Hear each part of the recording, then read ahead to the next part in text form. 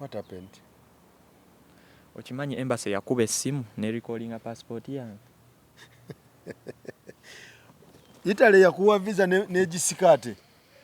Kati kenkuzizeeyo wali emabega nga tuli mu kuapulayinga tugenda ku Italy embassy. Abagimanyi eri wano eno kumpisi wala nnyo nakasera. Bannange. Tutuuka ku embassy. Nze banaye waliwo natuuka neŋŋamba nange nenzikiriza mu mutima kyakanyina ekiti. Lubaala akutte. Abagamba lubaala akuluma. Abagezigezi bagamba nti gwe lubaale yakuluma.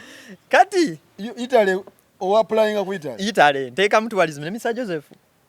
Oyo wahavi. Owahavi jjukira ye abadde atambudde yo si kizibu kye.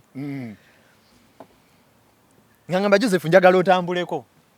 Ofuna exposure kuba nakulaba oli abambe agala otambula. Kati tugenda ku Italy embassy. Tuyingira. Italy anti bw'oyingira owaayo empapula zo wali ne batuuka okuggyako ebinkumu. Bakubuzabuuza purpose of what? Obagamba ogenda kulamaga what? Atwali tugenda lambula like specifically twali twagala tugende tulambula amasomero. Bas. Okimanyi ebinkumu byange byagaana okukwata kuli. Mr. Joseph ebye yabiteeka korede ye mu system yali in fact bamugamba gwe tetugenda kujjako ki? Green. Green nayaga. Inze byagaana.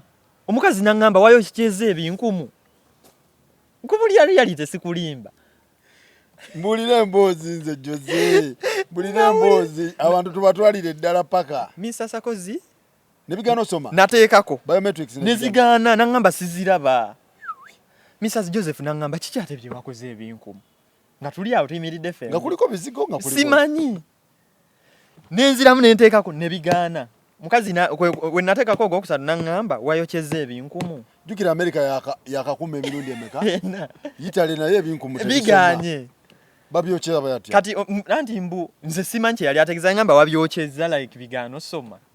Simanyi awo kye yali ategeeza. Otyo? Paka balina gundi gye bampa ne baginsprayinga mu ngalo. Kyayiko. Buzibu ali mu ngalo. Naye nze mu kusooka nasooka nendya neŋŋamba naye bannaye oba ndiko buzibu. Tutuuse ku time eno. Jose wanaye n'emboozi zo. Sikulimba. Negaana.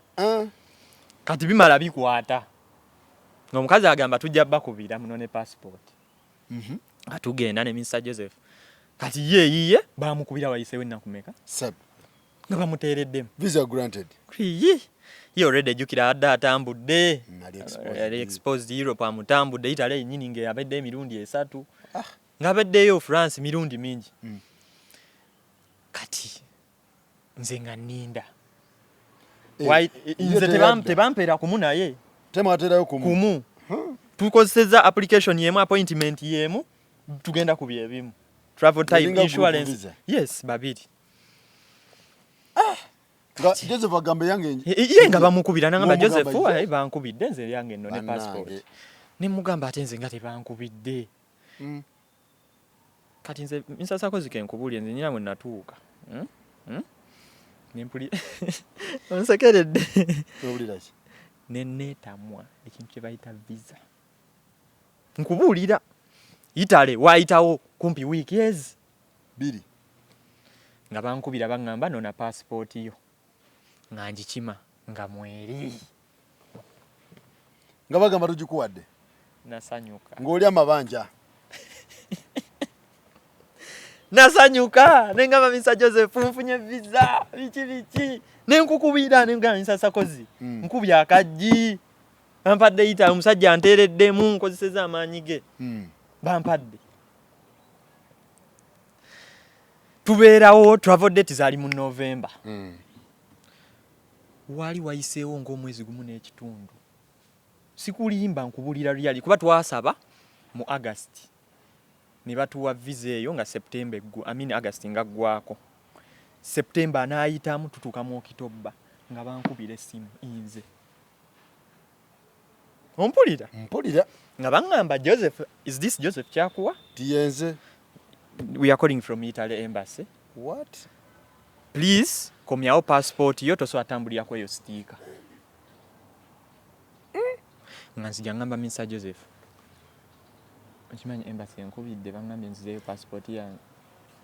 Yangamba Joseph kiki bannaayi omanyi ku Harvey World bagimanyi tuyinayo pastor tukola naye era alina church wane Makerere bampitira pastor Isa Joseph yangamba ngenda kujjako ku Harvey Joseph ampe mbozi ngenda kujjako ku Harvey awo Jose kiriwo nibaita pastor kati basoka kumpita passport yanga agirete ncha kumacha sawa 2 bangamba sawa 3 ezokumacha ngandizayo singera nze ne passport yange yes before pastor nga tugamba kati kiki ekiddako nsonga ki pastor yakusomera nga sinaba gendayo teyansabira before na Mr. Joseph nanga soko gendayo tulabe kye bakola ki kye bagamba nanjiwayo ku gate tebanzikiriza nayingira nga bangamba girindira awo passport yo amanyi kye bajja bagikoze bagikuba mu stamp cancelled ne bamperako n'ekipapula ne bagamba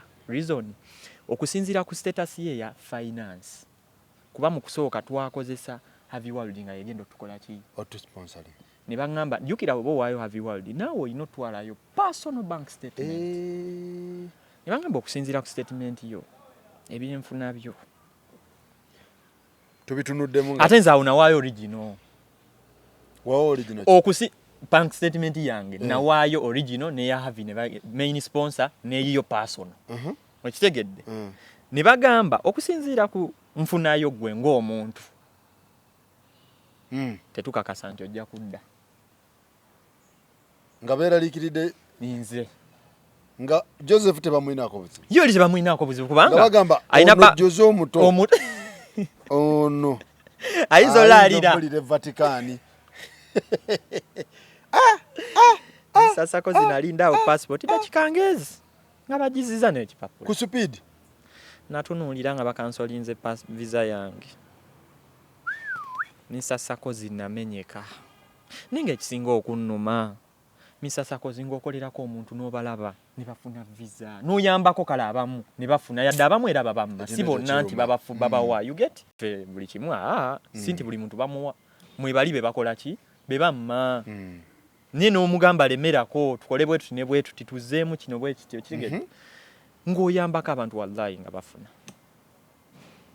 eyo ne bagikwata ne baginyima era nga sikulimba nali njogera nnyo ne Alan Cruz oyo golaba n'omugamba Alan okimanyi abasajja banyimye visa bwe ntonze bwe namugamba ebiseera ebyo Alan yali afunye shengeni ye Mr. Kasuku naye nga twamukolereko nafuna shengeni ye n'abantu abalala kale abatajja nnyo mu kamera you get kuba abantu abamu bakola ebintu nga bali private nga tayagala na family kugimanya so ngero omuntu akiriza ye najja mu kamera ng'ayogera it is fine nawulira nga mmenyese saakubira Mr. Joseph nga kyali kwembase nalinnya piki nenzija paka ku Harvey ngenda mu office ye ne mugamba Mr. Joseph namulaga bulazi passport tyasajja kye banyikoze iyo bagikansolo kibangawo eyiye nga mweri naye nga twasabidde kumu ate nga mutambula mwenna fenna omu ne bamugamba dawali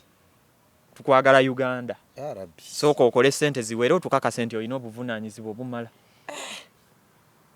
neyitale nkambwe wetyo sijja gamba nti nkambwe sijja gamba nti nyangu ebikola ebintu bya visa byonna bisoboka naye nga kati misasako zinze omanyize obulamu bwange nfuna okusoomoozebwa naye bwe ntuula ebbali n'endowooza critically ngamba kuno okusoomoozebwa nkufunye naye ate waliwo ayinza okufunamu okumugamba okitegedde natandika kikozesa ng'ekizampa abantu bakitegeere nti nange kyankola ki ng'omuntu ajjakira nti ne mugamba kiri bwe bati ne bwe bati ne bwe bati nako ne nkamunyigiramu ne mugamba olaba nange kennyini nasabye bankoze bati ne bwe bati ne bwe bati ate kiba kirungi kati ekyo kirungi nnyo kati nze nkukakasa nti weebale ne kikutuukako ono kiraya nti kati omuntu omukakasa otya nti ebyo byoyogera okitegedde ajaga tomanyi na bulumi bwendiko okitegedde naye omugirayo ne mugamba America omulaba yangoba emeka ena Italo Maliki yankoze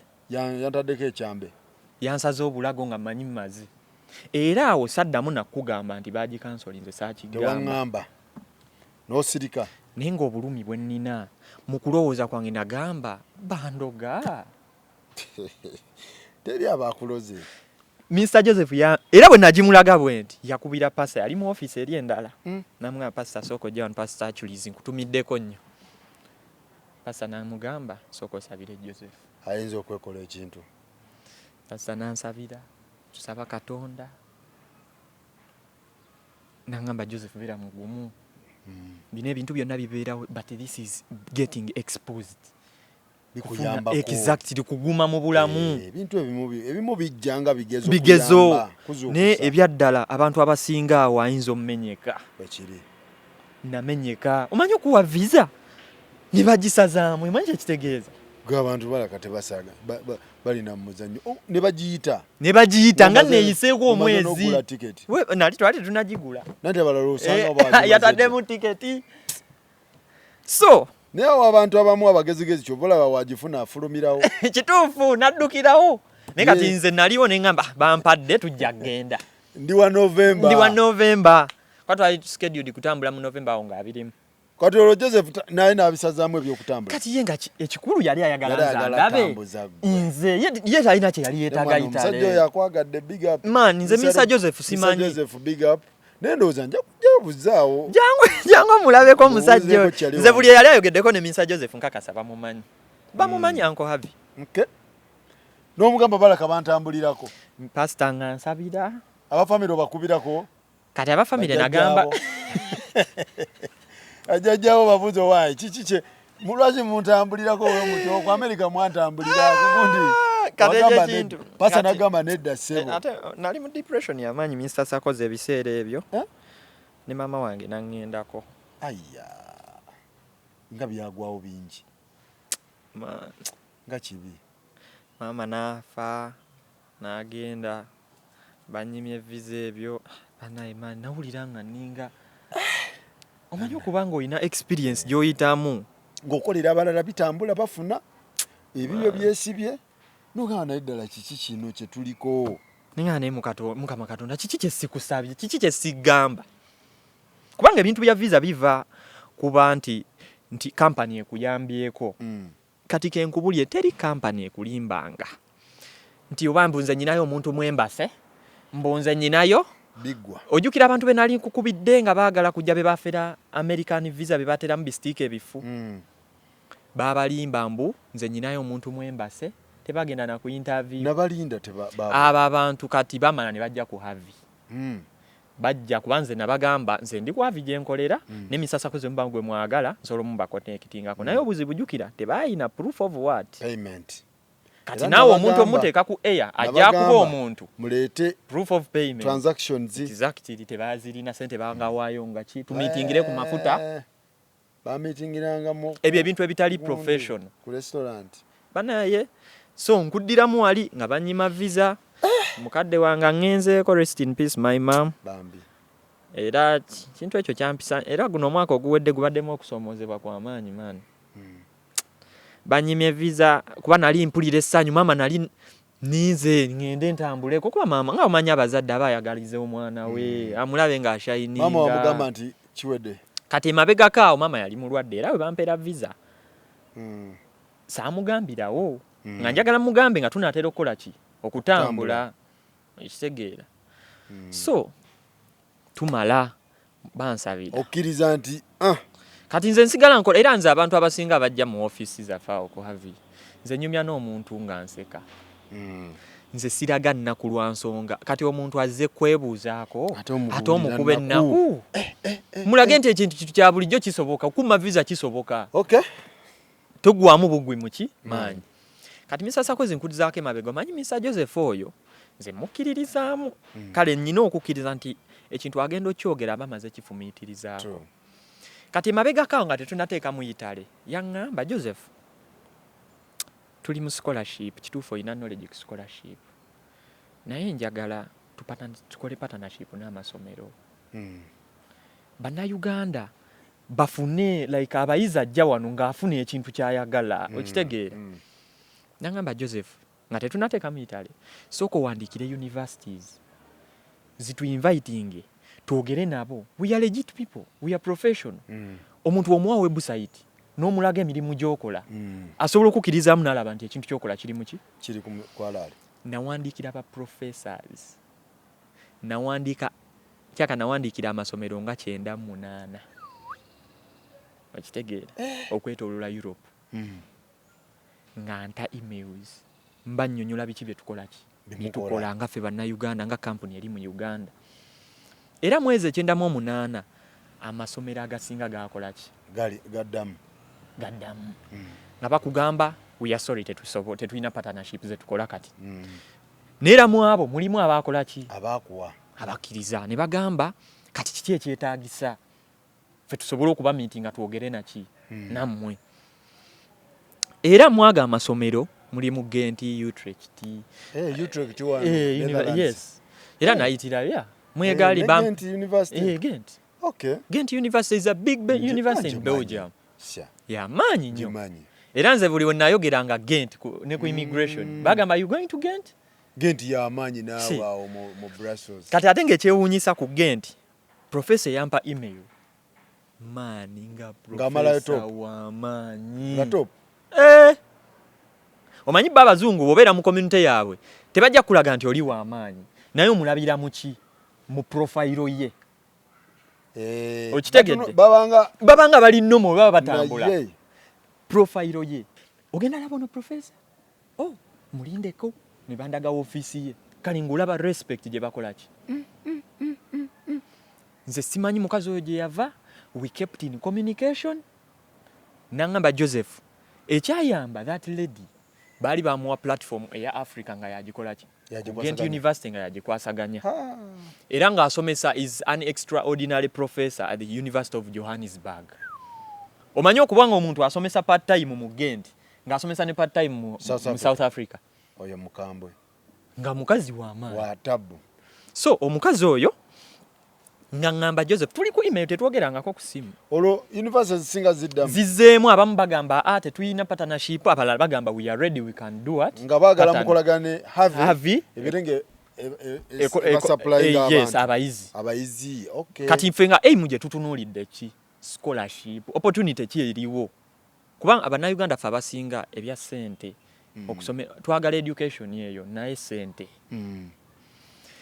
nze nga target ye scholarship bituufu twagala bajje naye muyina opportunity ki okitegeera kyangu omuyizi okujja aba alina ssente naye muyina opportunity ki era mutuyambye mutya mu bintu bya visa kubanga Mr. Sarkozy osobera ne scholarship ne bakumma visa okimanya ekyo osobera ng'essomero likuwadde opportunity immigration neegamba kituufu bakuwadde naye totukakasizza nti okoma kubanga oli mu kusaba temporary stay visa okitegedde ate ng'abantu bangi abagendayo munaye sijja kwogera ne basigalayo okitegeera so olumu immigration eyinza okugaana so nyumya n'oyo omukyala nali ndi mu nyumya naye kati nga mugamba nyina trip eyitale olwo bamaze okumpa yitale waddamu n'oteekamu nedda kati twabawandiikira before kati bwe bampa ne mugamba I have a trip in Italy ninja kuyitako ewa Amsterdam Belgium oyo omukyala gwe nali gwe ndiko kati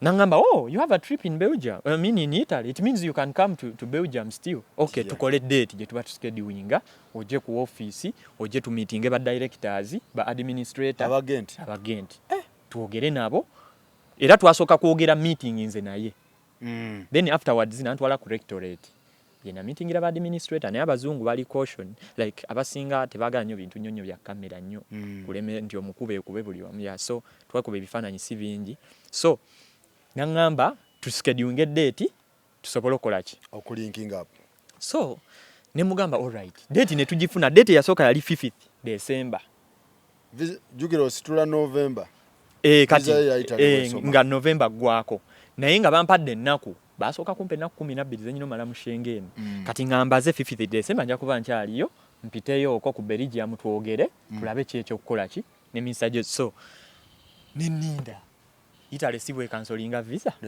negikima omukazi oyo nga muwandikira ne saamugamba nti bakansolinze visa namugamba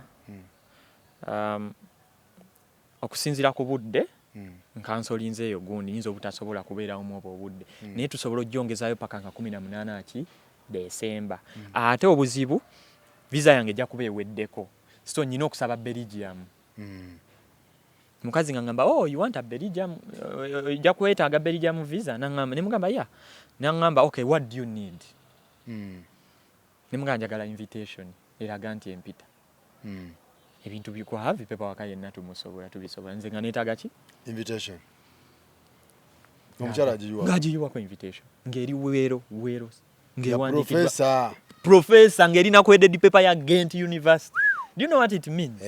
Heavy ngezitowa olumba kati Brussels numba Brussels olobongo italo mutadde kati itale bamalo mutumma kati amanyi ganzigwamu naye ngeyo invitation njina Mr. Joseph ngangamba ne Joseph bine ebintu bya visa ye nonga nsekerera bwe bitebiba yabimanyi nangamba baji cancelinze nitogwamu manyi tujja lumba kati bogwamu amanyi omulala abeera atya ekitegeera nangamba kino ekintu kyetugendako yes tubadde tugenda meeting as university nitubadde tetwabawandiikira officially ne kati tulinawo ate abatuyisa officially tulumbe nangamba Joseph tugenda teeka mu Belgium manyi ye bwate wayo ayogera mukaka tugenda teeka mu Belgium nasooka ne mutunuulira ne mugamba Mr. Joseph okimanyi bulu Italy emaze okurevokinga visa egicancelinze jukira system ya Schengen bagita VIS visa information system they use one system to issue visas true ensa 29 kati kitegeeza Belgium egenda kuba ekiraba wali Italy ya cancelinze visa yange mu wiki kuba baji cancelinga nga nyina okuddamu nsabe era waita wiki nga 3 nga nyina otteekamu ne mugana ne Mr. Joseph ekintu kye tukola nga si kyangu nangamba Joseph nze maze mu NGOs ndabye ebintu tubalabyeko be bamma ne bamala ne bamatambula nangamba okay ne mugamba kale Mr. Joseph tuteeke ekisinga n'okwewunyisa oyo omusajja buli kimu nga yasasula ye yakuteramu buli kimu nze sina wentadde sente visa fees insurance niwe ba ticket yagiteeka mu kubanga nali nkola mulimu gwaki havi tugenda kukisakira okitegedde it is a professional trip you get musajja ngamba nesi bonna we batu babikola sebo kituufu si bonna wadde ogenda kola bya company ekyo kituufu company tuzirabyeko bosi wo nga ogenda kola bya company nate bosi wo nga yagala oteeke mu buli kimu so oyo omusajja yeetagamu ka respect era Mr. Joseph nkwagala nnyo era mukwate bulungi nze olunaku nze lumu ebigambo bimbula ne byennyinza omugamba sikulimba nze kuba neewuunyisa olina musasula mukolera era nze nkola omulimu omanyi obuzibu bwe tulinawo n'abakozi abakozi bwe bagetinga exposed company ne zibatwalako ebweru fino tukoleddeko amakampani tubirabye omuntu n'agetinga exposed n'afuna gundi atuuka eyo Bulaya banene bamubaliramu ne bamugamba naye ggwe kati ngenda kunyumizaawo naawe sosoka bikola ngenda kunyumizaawo nti kyantuukako kati omusajja ngamba tuteekemu ngamugamba kale nenga ebyaddala mpulira nkooye visa nimugamba Mr. Joseph mpulira nkooye bwe kuba kuyambako balale kamba yambeko oba bafune abatafuna oba bana naye nze toddamu kunteeramu mpulira mbikooye banaamala kumbaaninga bwenamugamba ngamba Joseph nga bakubaaninga okoze eki bagiziserwa nsonga balabye toyina ssente you don't qualify tufune ssente kati omukazi oyo mu invitation kye yateekamu namugamba teekamu kispecifying oteekemu ogambe have you world travel Uganda yegenda okusponsoringa as a scholarship officer fully era yakikkaatiriza nakireka bold nesikomaawo nengamba omukyalo oyo nemuwa email za consulate nimbagamba bawandiikire era ebiseera ebisinga invitation zinene zijja ba have world zeyambako omuntu namufunira invitation nesasula invitation bagenda mu conference abantu abasinga bagenda ne balimba abantu ne bamusasuza conference kumbe bagenze ne babijingirira okitegeera ayitidde ku naso kwa dai na logo biki nagenda nakolera omuntu invitation nga ate tebagisasula byaddala kati gwe boyagala kola have world manyi kyekola okuba okugenda okwattendinga conference ngokuleka kiri eri emabega it is normal to attend a conference but what are you going to do specifically how gwengo omuntu individually ogenda kwattendinga ngani are you going to present kubanga omuntu oba presenting akikolamu enjawulo okusinga ono omuntu agenda otuula obutuuzi alabe. True. So invitation ezo ze zisinga obulungi to attend as a presenter. Nti aba bantu bayinza n'okuwaayo olukusa ne bawandiikira ku embassy akiriko kati ekyo mukazi kye yankolera namugamba nkwegayiridde wandiikira ki embassy kubanga ffe bannayuganda abasinga batukola ki batugoba lwa nsonga tebakkiririza mu ffe tujja kola ki tubikola. So mukazi ng'akikola ati Mr. Joseph ng'angamba Joseph tuteeketeeke paperwork waffe kwolwo yayita buli mukozi kuba kuhaviba ebiseera ebisinga bye tukola nti omuntu nze nyinza okuba nze akukozeeko naye sinze kamala nyina oggiwa fayiro y'omuntu neeyita mu legal officer tulinayo lawyer anyway n'agitunulamu ne pastor. Yeah. Pastor, okay, pastor sabira buli muntu buli muntu agenda kwembasa ne baba bambi ne baba kumbi sajja oyo mwagala nnyo pastor akirizi nze nzikirize sala ye ine ekyenjawulo kye yakola nze ngenda kunyumiza ngeje nafuna visa eyo otye n'okutya. Okay. So nga havi wali tukolaki nga musajja ngamba Mr. Joseph ngamba Joseph ita Arnold ye IT specialist muyite mukole mwenna ne Mr. Peter mukole ne fayiro yo njagala buli omaji tunulemu tegenda kwembase paka nzajjo gikonfaminga wane era bwezito bwezitandale genda ne iteri paka wetukire wa misani Joseph n'agisainingako exactly n'amusainingako kubanga abantu abasinga nze Mr. Joseph yangamba company ezimu ziba n'abakozi naye omukozi bwa ayinza okukola ebibye nga boss taliiwo era company ezimu zifeesinze eyo challenge nti abakozi ne bakola ebyabwe omukazi pestinga edduka ye tafaayo olukwadde bamusasudde so nga bagiyisaamu nga bagimpa abangamba Joseph tufuna appointment ku TLS abagimanyi Germany osabira Germany TLS so ngenda ku TLS ambiwayo tukoze paperwork waffe bulungi Aviworld is going to sponsor me as a scholarship officer buli kimu tukikoze bulungi I have an ID buli kimu Belgium nabo ku TLS TLS okay bali awo in fact Germany ali Belgium ali wa so ngenda ku TLS ngamba we binkumu bankuba obufaananyi olongiteekayo nga 2 December invitation omukazi ono namugamba agitwistinga agyongereyo paka nga 15 December bala space ya naku mmeka eziriwo watekayo 2 December nina kubeera mu Belgium nga 15 I have to travel on 14th kitegeeza before 14th I have to be with my passport with a visa if I'm to travel mukazi nga mugamba kazi nga ngamba okay otaddeyo nga muweereza byonna byenkoze namugamba binteereyo ku embassy nga bipestinga nga biwaayo naye ng'akozesa Ghent University email nga bawandiikira kati wayitawo wiiki emu asajja tebanzira mundaba obudde busembedde in fact mbadde neeradde okugamba olunaku lwe basubmitting application yange ku embassy ya Belgium balina consulate wano tebalina embassy consulate jukira ye reviewing ayo ne issuing bampereza email ne bangamba sina we nakimentioninga just mu application ya Schengen balina we babuliza wali ogabyeko ku binkumu mu Schengen country yonna I accepted bagamba yes naye toyogera nsi abasajja bamenyera bulungi ne bagamba tulaba Italy yakumma ne ba statinga ne date ya cancellinga visa yo tuweereze ekipapula kye baakuwa lwaki ba cancellinga visa yo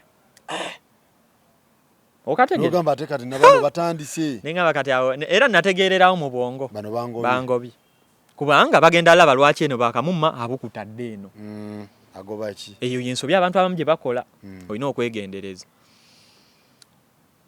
ngamba sabalimba nagamba kati nkyalimba ki kikyesirabanga tebanyima nenkibaweereza kikyali kya finance zaite ziwera nembaweereza nimbabuli abangamba state very well visa kikachi gye wasaba na kike wali ogenda okukola nembibaweereza ati malo bibaweereza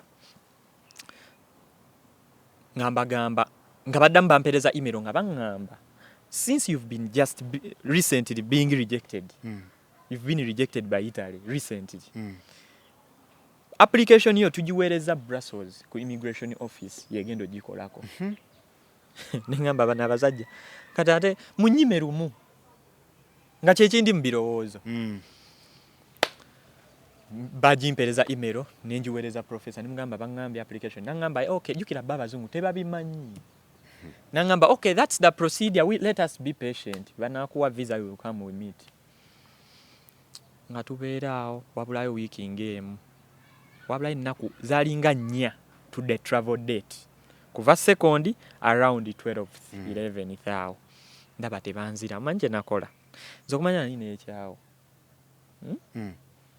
nakwata essimu jjukira embase ya wano wuliriza embase ya wano bwe mpeereza nti bagiweereza eri application ne bampeereza contacts ezeri Baza attaching once. If you want to get any update on your application, don't contact the consulate. Contacting information desk yawa Brussels ye ina application ye ino sala osif. Bano bakwego banzijeko ne baga bakubire oba bawereze email. Neto bakubira. Ne bakubire travel date yonge tandi natero yitako. Abamanyi okukuba Belgium kizibu ogula send direct airtime obedda kiika nateekako airtime nenkuba essimu nejjukira bwebeera ku holding evuga basala sente bansala airtime ayingidde emitwalo 15 ayingidde nga tebakwata naye nga nze ninga aliko omuzimu nga ngamba oba munyime mumpe passport yange kubanga travel dates we ziyitako ebiseera ebisinga your paper expires kaba kalango labo musajja wankwata nangamba nga ndaba okubye nnyo kiki ofaaki Ngamugamba, my name is Joseph Chakwa. I'm calling from Uganda. I recently submitted my application to the Embassy of Belgium in Uganda. But they informed me that they forwarded my application to the immigration office in Belgium, Brussels. So they told me to contact you. Ngobudde bunakola ki? Bunaterukutu.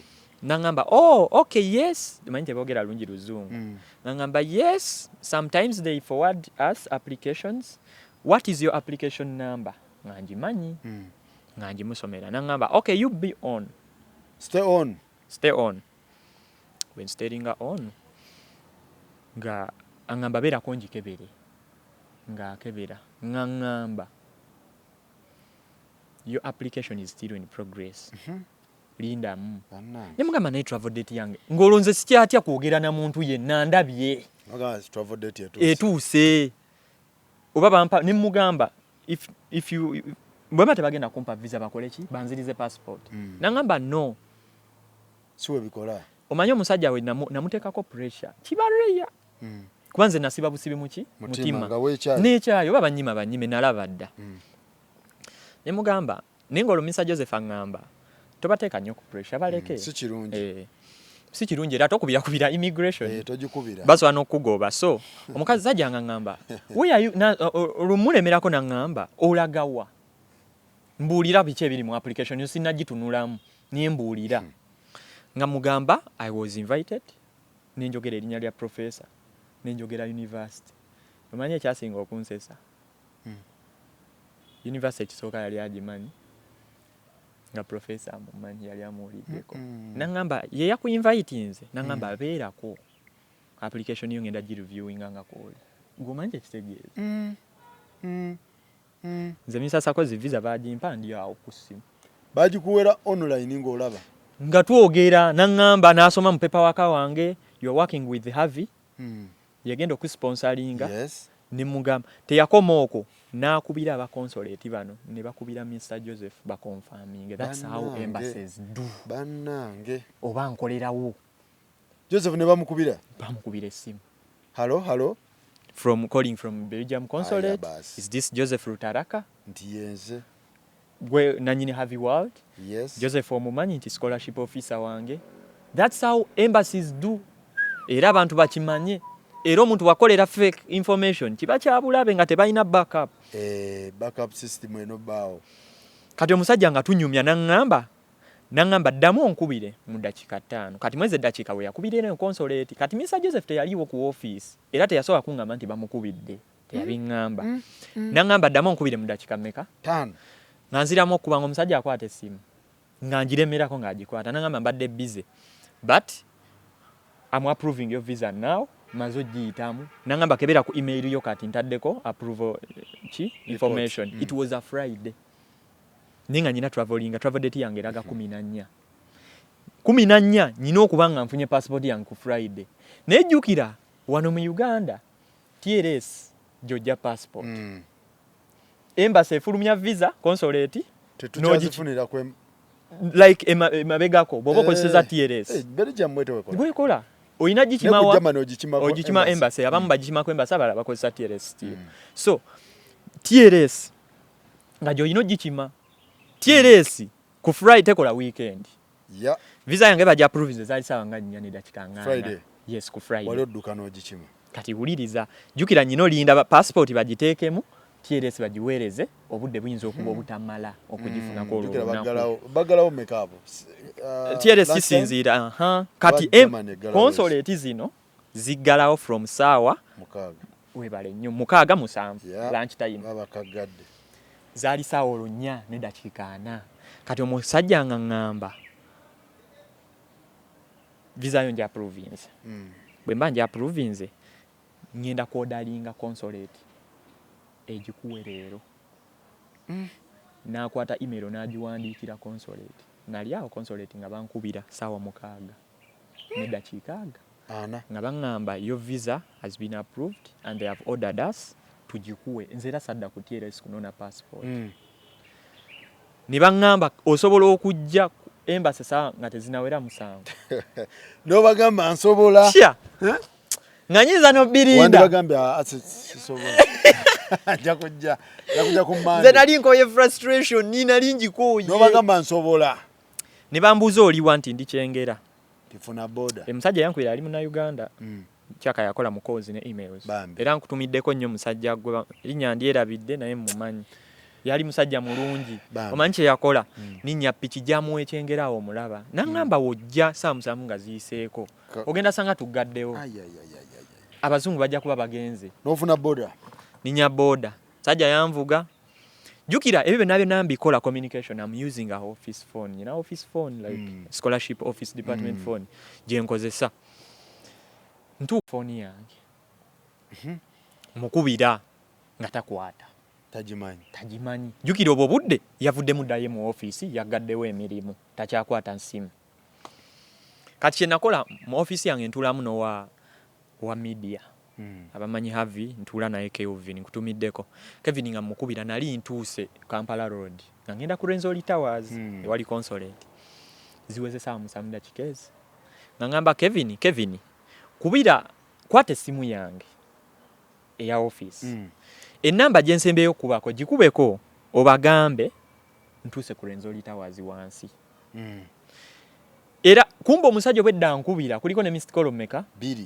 oliwa Kevin nga amukubira era omusajja kye yasooka omugamba oliwa nze nkoyo olinda abasajja baŋŋambe bagenda kati bakoya abazungu bali ku time batwata time abo era banayo basobolayo oba ogenda nga tosobola budde biveeko so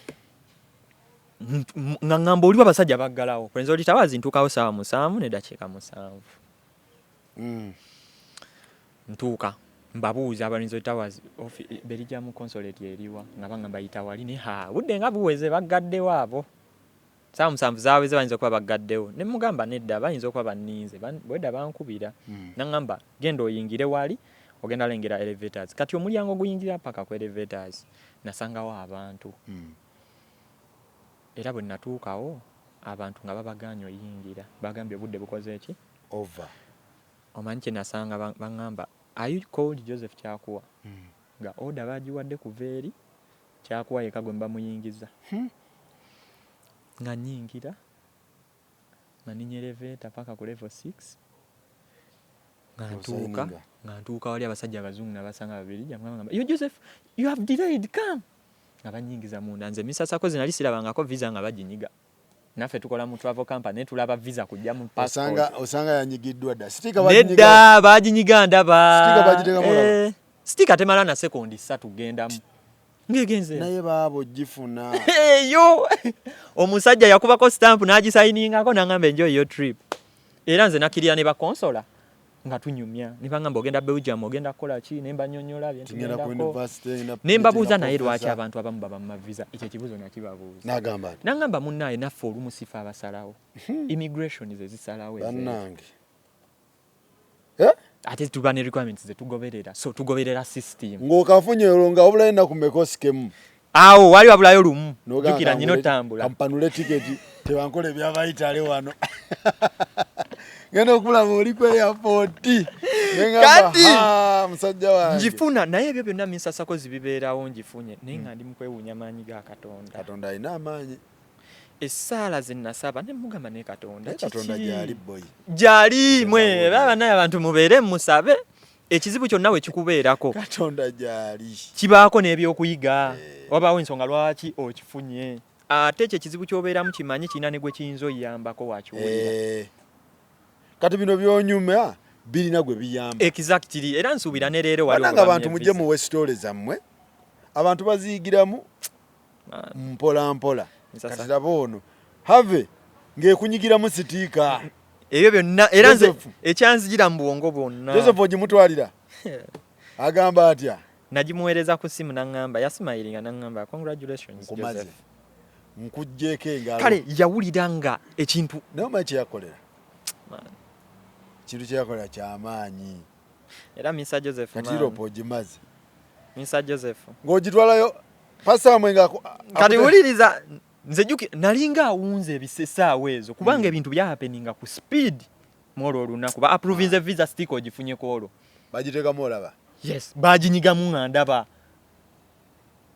mwana era nze era singa mbadde nze ne stick eyo inki nagifuutika inki n'asaasaana ng'akyali mubisi owa stamp Katondo nakola ebintu n'ogamba ye mukama Katonda nze nawungawo nentunula neamaani nawulira ennaku kale nenfuka emotional nawe ebyo bibeera buli wokolera abalala era nze banaye buli muntu yafunanga visa nsanyuka nze era Mr. Joseph Sakozi mpulira essanyu ng'omuntu afunye visa kuba aba awonye ennaku ekirala abantu in fact abantu kye batamanyi omuntu buli womulabanga ku nnyonyi musanyukire yes nze nkubuulira ekyo gwe kyeteekeko nga ggwe nti osanyukire omuntu agenda atambula oba omuntu afuna ekirungi kyonna musanyukireko ekintu ekyo kiyinza obutakola impact mu bulamu bwawo naye kijja kukolako impact Katonda alina engeri gyakola okwagaliza kuno alina engeri gyakusika ng'oli mu layini n'akusika n'akwongerako mu maaso kati kenkugambeyo akantu Mr. Joseph ke yaŋŋamba nze yalabanga nga nsanyukira visa nze omulundi gwe nasooka olaba visa approvals awo ku Havie jukira nali nze nalaba rejection zange nnya kati nga nakagendayo nalaba nga abantu nga bafuna visa bali nga nsanyuka nga nsanyuka ne banga Mr. Joseph yampita lumu n'aŋŋamba Joseph I know you're excited okulaba nga abantu bafuna visa kati ate nga gwe bammye mpulira bubi n'embeera nga mpulira njagala muyita oba twogere mugambe bambi tokugwamu maanyi biki nangamba nkulaba obeera excited naye ino ekyo kigenda tuka kibeere ki nomo kuggwe don't be tobeera nnyo excited like it is normal omuntu aba afunye visa bwe budde bwe you get ye time ye n'oyo gwe bammye yes osobola okwogera naye naye tolina kyoyinza mumukolako ekitegeeza eno trip wali ogenze meeting aba professor yes byali gundi professional gundi mwana era mani nze mani nze meetings abantu naye mu interview wali Katonda akusitudde twagikolera wali abantu babasobola ogirengera twagikolera side za wali Joseph n'akulaba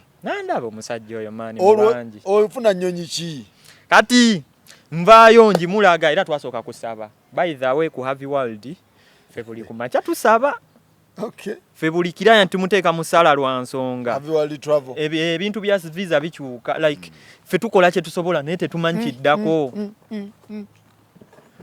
okay fe buli ebyaddala nze buli muntu wafuna visa banaye nfe essanyu kuba mba mpulira tumugaseeko so baganda bange tuli wano ne muganda wange Jose yajja wano wa story ya America nga bamugobye emirundi ena kakati tukutwala mu Europe by the way Tone Mr. Joseph akwagala Tone yes yakingambye yangambe Jose njagala Tone oyo mwana gwe balumya ajenja muyambako yakingambye bana kati atandise kikwepweto buligo yangambye Tone joli omanye ensonga lwaki yangamba Jose omanyi ebintu bya visa abantu abamu bagwamu amaanyi abantu betta n'okwetta yes abantu bali frustrated people yangamba Jose nze bwe nalaba story eyo nyine ennaku gye nawuliranga muganda wange engeri gye wanyumyamu n'amagezi ge wateekamu okufuna okunoonya visa nga si buli muntu nti akikola. Naye Henry yagenda ali Florida. Ye Henry kutumiddeko nyumyamuko naye. Henry mumanyi. Iye mumanyi nawe. Ali Florida. Henry yaŋŋamba ka video ko maani kambuusa.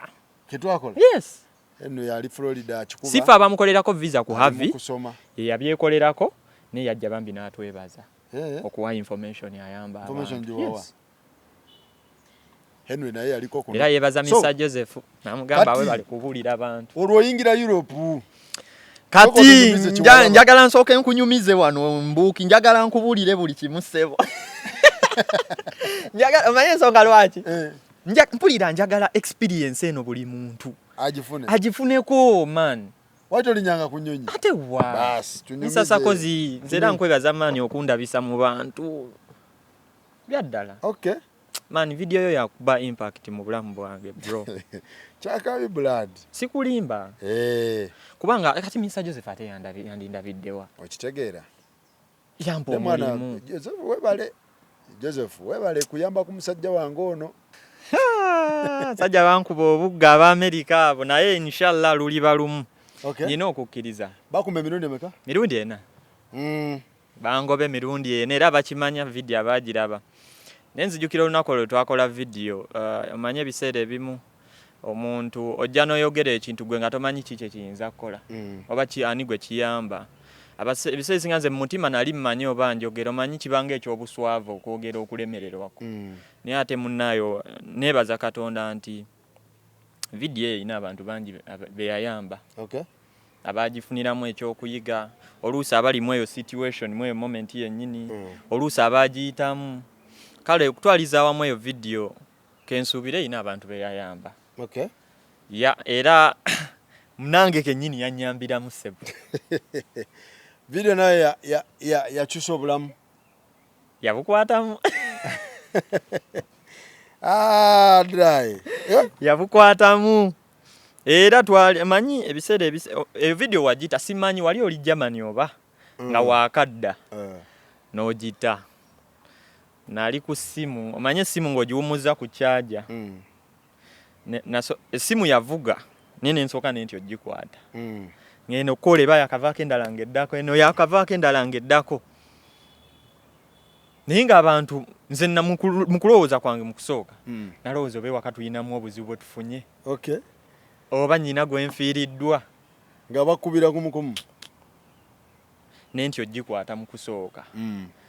Kati wampeereza message nga ka video nakatadde ngendo kakeberako nenkalaba nange omanyi nange nali sinagiraba nenjiraba ngendo kebera ku WhatsApp nga message eziriko bambi oyogedde ku kintu kye nayitamu nze banyima mirundi 15 togwamu suubi 15 yes ng'ateekamu yeah 15 times 15 times no man sente zibazigenza 15 times era nze mu bulamu bw'ensi eno Misasakozi kye nalabye okulemerako kikulu tozikiza abasajja bampereza nga togwamu maanyi nze banyima 9 banyima 7 banyima 5 ne Tone we yamperereza message Tone namulaba wamuleetako Tone ye bali bamu 5 Tone we5 gwe bakummena ena omwenda nagamba ate nze banyima 10 emirundi 15 nga America emuma ng'emuma abantu bankubira ne baŋŋamba tegeza gwe wena wali nali kyakankabya kajanja ate nenzirira mu ddala amaanyi omuntu kubanga bamma visa emirundi 15 si kintu kya si kya munino eba ate ng'essaawa eno mutuuze we Canada ali Canada mutuuze alina akatabo in fact yabadde mwali ne mu December sijja mwogera linnya ne twasigala bamumma 15 kati ali Canada Canada ate nga citizen na America kati ajiyingira nga bwayagala emirimu egimu gyagikolera kitegeeza kulemerako kikulu. Okay.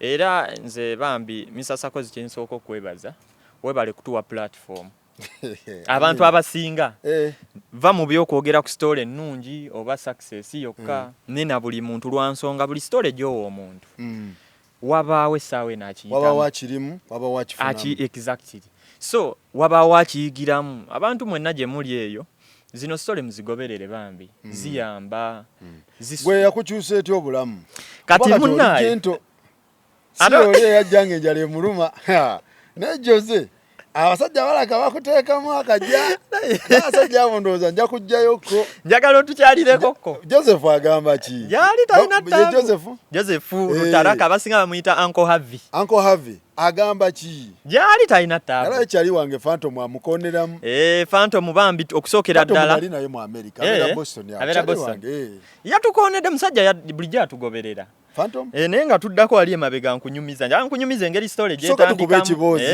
paka kano wooli kuba kati wakyuka oze kuba bujulizi story kati tuta video Mr. Sakozi ogita abantu bankubira abayina abaana baabwe abaagala ogenda osoma jjukira nze mu story yange nze nali nsabye F1 visa naye nga Mukama yannyamba nti nze ndi muntu atunuulira ekintu nesikoma mu kukitunuulira mu ebyo ebintu bya scholarship engeri gye nabyeyigirizamu bikola nga nkola research kati abantu bankubiranga amasimu nafuna experiences zanjawulo omuntu akubira n'agamba nyina omwana wange njagala asomere e Europe nenkoze ntya nogenda no nga center azirina abantu abagagga abamu besigenda kwogera abamu ba mu Buganda omwo abantu ab'amaanyi bakubira yes ng'agamba abaana bange wokufuna scholarship zigoba omanyi we ziri naye nga tolina ki sina sente sina na visa naye ate waliwo omuntu alina sente ng'ayagala okugezaako naye ng'oluusi bambi naye baba mma mu ntandiko kitegeera nti kitegeeza ki sente siye buli kimu abazungu tebamanyi sente so bankubira abantu bankubiranga ngamba meeting ab'enjawulo mwe muli ne company ez'enjawulo zankubiranga eza travel mwe mwali ne Harvey World Travel Uganda having ekubira Mr. Joseph oyo Mr. Lutaraka nali wakasawa zalinga 2 okusinza nti abantu bangi bankubiranga company ezimu baŋŋamba oli mukazigo ndi mukazigo kange ntudde ndi mukulowoozamu nkoze ntya sente simanyi ngeri gye nziramu kukolamu bintu bya visa neŋŋamba banaye nkoze ntya so Mr. Joseph nali awo nga nkubira zino company endala sigenda zoogerako lwa nsonga I didn't continue with them seeyongerayo nabo kubanze nagenda nendaba engeri bintu bye baŋŋamba engeri gye bakolamu emirimu gyabwe nga tabitegeera nga ndaba sijja sobola kukola nabo kati Mr. Joseph yankubira Uncle Harvey abasinga be bamuyita bwankubira amazola ba story yes ng'ovudde mu biki story naye bambi yamukwatako ngalaba omwana omuto gwe bamye visa ali mu kugezaako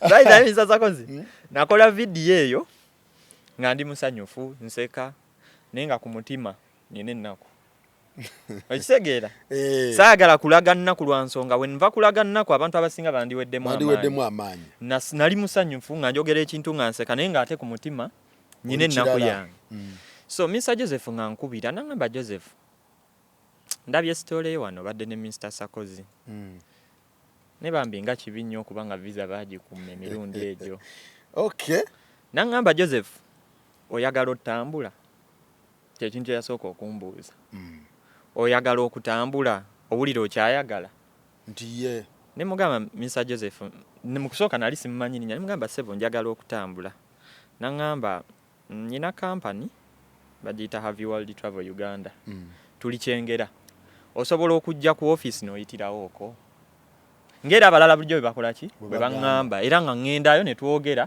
nenze nembirekawo nga baŋŋamba tukolagane tukole ebiki ebyo nga omanyi abantu abasinga bo baba n'ebiruubirirwa byabwe ate nga sinsi nti abantu abasinga bandabidde ku eyo video nga ŋŋamba kati ate ŋŋende nkolagane ne company gye ndaba nga teri mu line nga omuntu yandabidde ku media kiki ekijja nti omuvubuka oyo gwe twalaba ewa Sakozi bakolagana nono ne batubba kati nze kale ebintu webityo natunulangamu company abantu bye baŋŋamba nze nga ndaba tebijja kunkolera nze ng'omuntu so Mr. Harvey bwankubira mugamba kale ngenda kuyitirayo kendabe nyina programs ennina nyina abantu bengenda olaba naye bwe nafuna obudde ngenda kola ki kuyitirawo nga ngenda ku Harvey era abantu abamanyi Harvey erina office 3 ziri UG 33 UG ziri 3 so natuukira mu reception weri era ne Uncle Harvey watuula ne legal officer wali awo so ntuula nkonkona nga nnyingira nga ngamba Joseph nsanyusa okulaba nga tutuula tunyumya nangamba Joseph gyebale visa yakuyise etya nkitegeera ebintu bya visa mbimanyi kuba mbirimu visa osobola ogigezaako nekola ki negaana visa osobola ogigezaako n'ogifuna naŋŋamba naye bw'oba okyayagala otambula lemerako kyekisooka ate wekkiririza mu Katonda kuba twali tunyumye era abantu abamu balabeeyo story kuba bagikapityalinga nga ngenzeeyo naŋŋamba abantu abasinga balowoolereza nti oba oluusi oliko ekizibu okukuma visa emirundi emingi ekitegeera nti oba baakuloga oba ebyewammwe kuba abantu abasinga bambi mu comment section we balaba vidiyo bagambanga gendako ewa Pastor Kakande ebijja kuggwa genda nti azigaba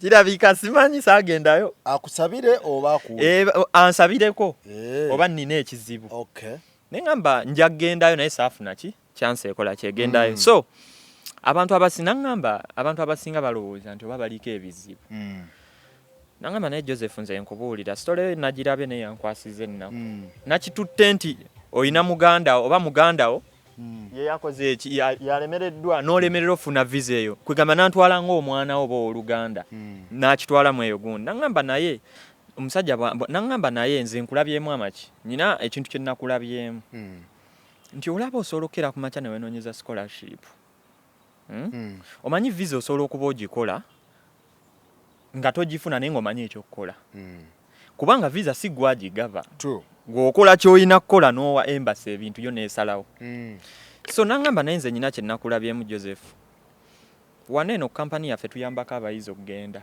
abaagala osoma njagala ojje tukole ffenna jangu nze onyambeko naye nze nkubuulira Joseph nkusuubiza ojja kutambula nja kukola buli kimu ojja kufuna visa otyo naŋŋamba Joseph jangu tukole nze nkulabyemu ekyo manyi Mr. Joseph ye muntu atajajinga bantu ye muntu atunuulira omuntu critically ye n'amulabamu kyamunda n'atamulabamu kinsobi so naŋŋamba Joseph bw'owulira ng'oyagala kati ku bintu bye naŋŋamba visa osobola ogigezaako negaana osobola ogigozaako paka n'omala oluusi n'ogifuna naye abantu ne batamanya background yo kiki oyiseemu so naŋŋamba Joseph gwe wonna bw'owulira oyagala ojje tukole ffenna ojja kunkubira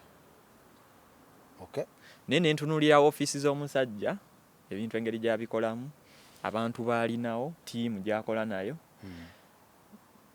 nenzirayo ewaka kuba nali musajja abantu abasinga bamanyi nze ndi engineer badde mu bizimbe byangu bino ebyobujento nga nze sibimanyi era kyakabonda bye n'ogamba nga nze ndaba omusajja wakyuka ne nga ye musajja wange si oli obutishaati kubanga nze nabeeranga mu sayiti zange kitegeera ebintu bya sayiti ababimanyi babimanyi tojja kudda mu zino ngoye obeera mu bibyo nagamba Joseph bonaaba owulira oyagala ojje tukole ku havi naye tujja kuddamu tugezeeko ebya visa ojja kutambula mu budde nga buze so nga nzirayo ewaka bwe naddayo ewaka abantu ujjukira bangi baali bankubira nesibifaako kati nalya nenzirayo ewaka neŋŋamba naye omusajja bw'aba ŋŋamba ajja kungerezaako visa kati nze mu kusooka natunulira eno perspective agenda kungerezaako tomanya nja kuddamu nfune naye ng'ate ye perspective gy'alina agamba era kino yakiŋŋamba after yanga nze Joseph nakulaba nti osobola okuyambako abantu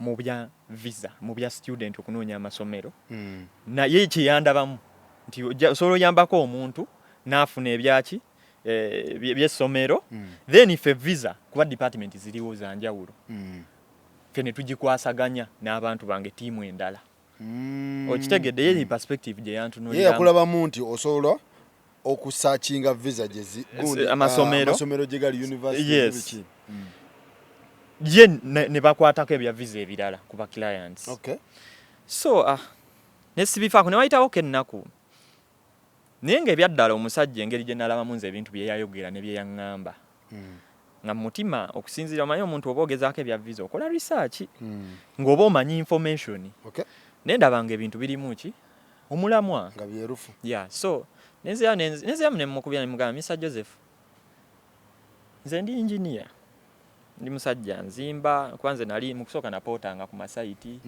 nkuba pulaani naye nga omanyi system ya Uganda togenda va wano buvi omuntu omukolere direct olina sooka ate kuyita mu stages ne mugamba naye nze bw'oba okkiriza nemba nga ku ofiisi yo nsobola okukola Monday to Friday weekend eno n'ogindekera nga mbeera ku site nja kujja tulabe enkola yaki y'emirimu naye at the back of my mind nga ngamba ekintu kyonna ekyapeninga kisobola okunkostinga nti yes ngenda kukola n'ono omuntu nange nagenda mu ngeri ate egenza omubega ndabe emirimu gyagikola bwe byamu nga birimu bino nveeyo kubanza obulamu bwange manyi visa omuntu nga bamulimbye kyekitegeeza kubaago wakiyitamu bakume visa ate bagatteko kulimba bakuggyeko sente omuntu tagambye ekituufu kale omuntu leka agambe ekituufu akusabe sente ye ng'alaba zaakolera bw'oba tozisobola ozikole ki ozireke ekitegeera kuba waliwo omuntu agamba information n'agamba ekituufu tugenda kugezaako tukole bwetu ne bwetu ne bwetuti naye visa bwe baba bagikuwadde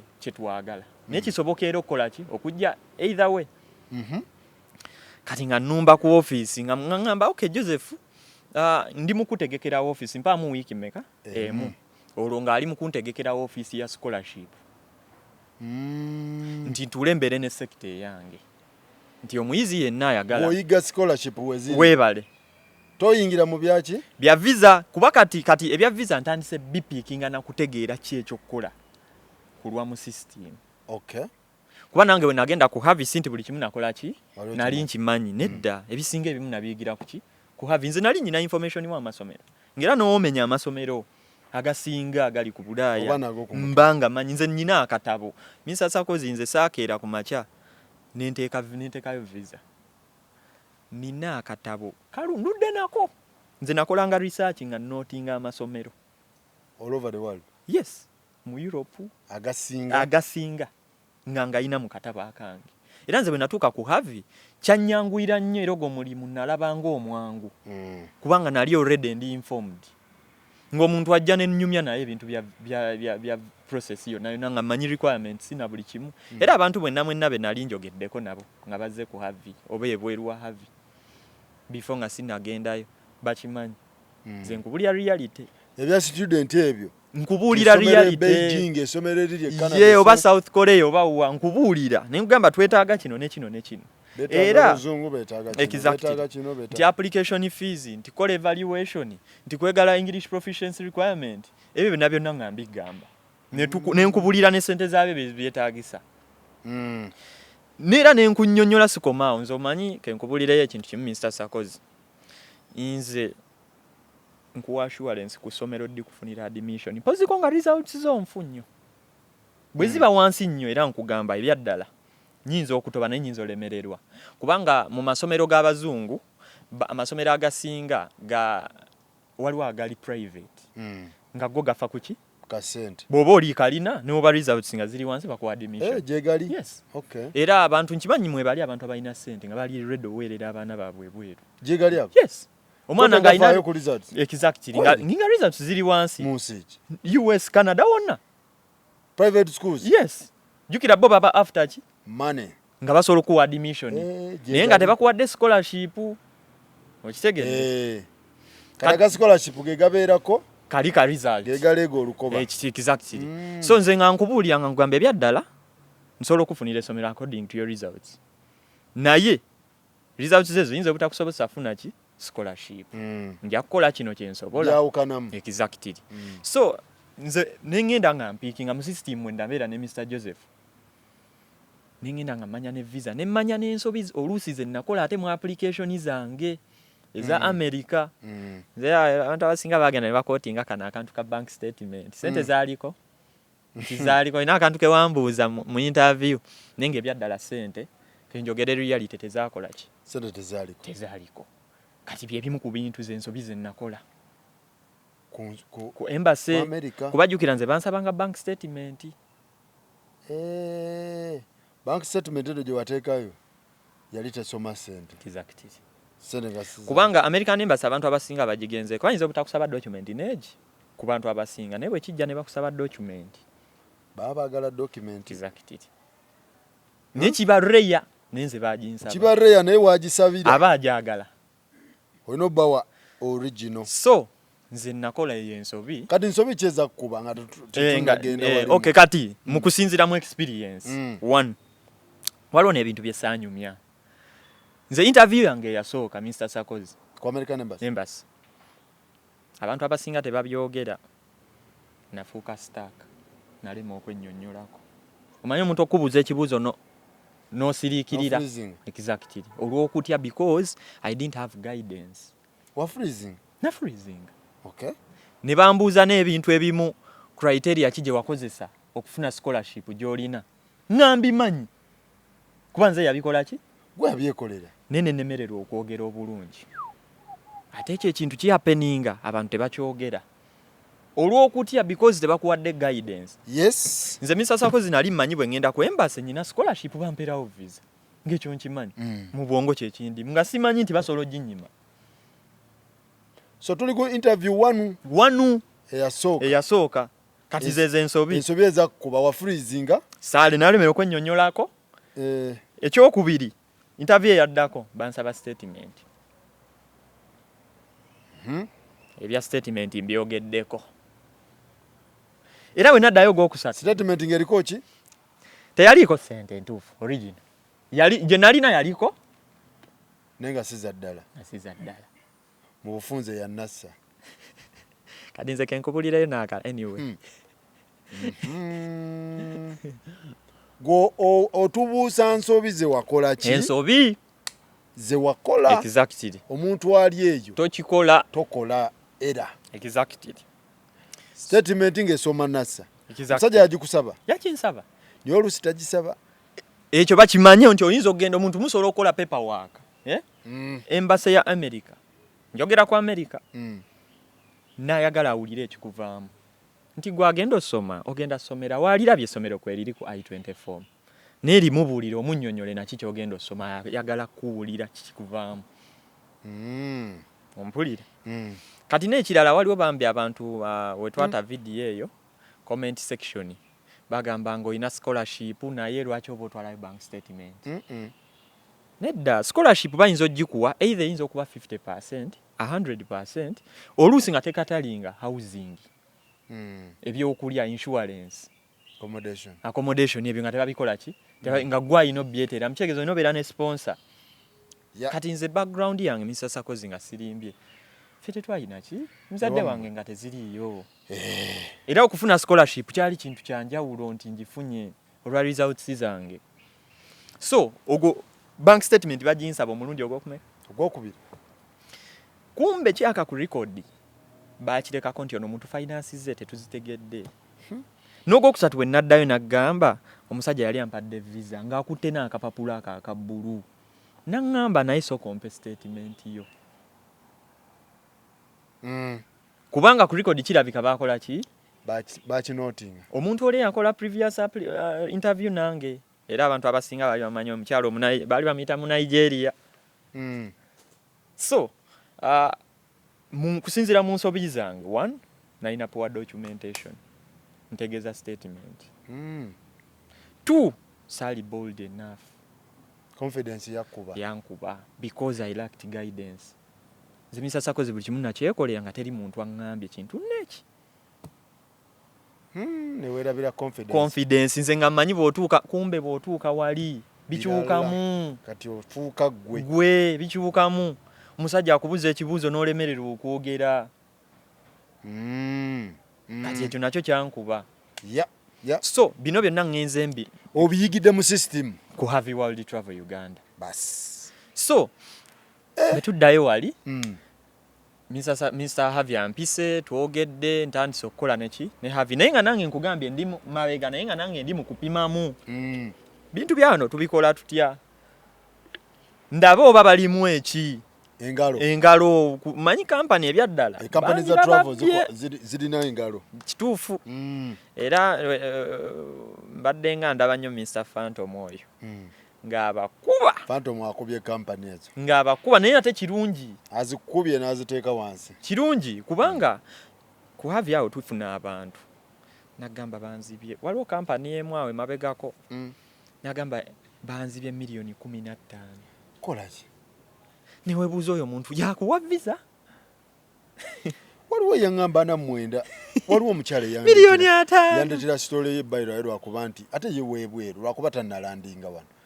bamukuba miliyoni 49 ne bannaye abantu ng'omukolera ki ekyo kubanga ekisooka ne n'ekirala kempe olumu abantu twesulirayo gwa nagamba gw'omuntu akusabye $49,000,000 ezo sente ogendo zitoola gw'okoze ku research ebintu byagamba gw'olaba bisoboka awayo buwi sente ozirina ninoonya ne information yensonga ki olaba ebyaddala nga sikulimba Mr. Harvey oba Mr. Joseph Harvey World the main issue ku Harvey World it is a consultancy firm first kufuna nchi information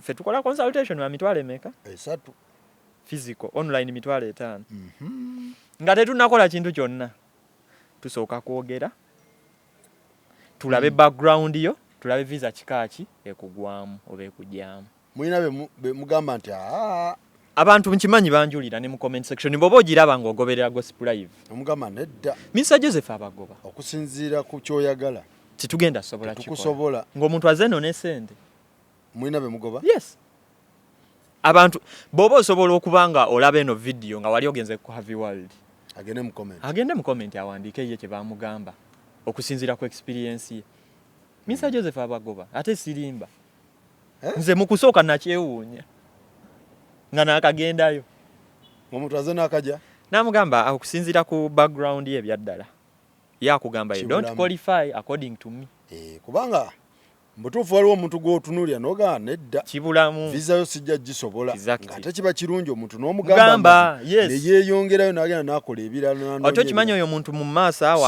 akwagala nnyo n'agamba omusajja yaŋŋamba ekituufu ekifo ky'ozikwata nali sibiweza exactly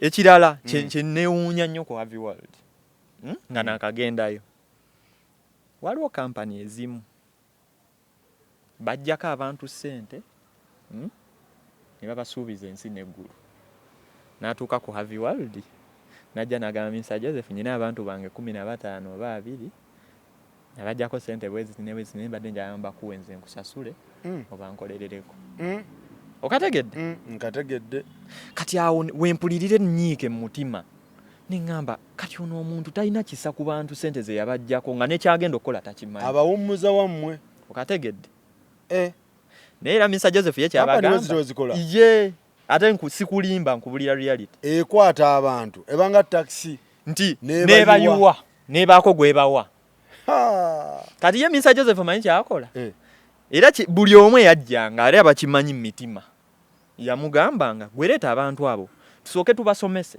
tumanye background yaabwe twogere nabo bwe bategeera kye twogedde n'engeri visa gy'erimu tugenda kukola nabo era tumanye ne ssente ze baakola ki ze baakuwa ate nga bakomawo ate abadduse okitegedde travel wezi wezikola era bambi abantu mwegendereze bantu mwe bali abayaaye nga taxi abayiwa ku stage olabatadde ku stage ya Harvey stage yekyengera eyo byonna mbitegeerera mu ki n'abawummuza nga ndi ku Harvey kati awo wentandikira okulabuka amaaso ne ŋŋamba eno kampani omusajja ali genuine so olwo tandika okukola ne Harvey abasajja bakukyusa kati nze nagenda ndi mu bintu bya site naawe nga wommanyi abantu abazimba mubimanyi nyingira ofiisi bagamba jjako ebisaati byo Sir Joseph yaŋŋamba Jose ati nno wazze mu corporate ki world I want you to be professional you have the information but you don't look the what you don't match with the information gy'olina embeera yo gy'olimu yakiŋŋamba mu buntu tomakinga na byolina exactly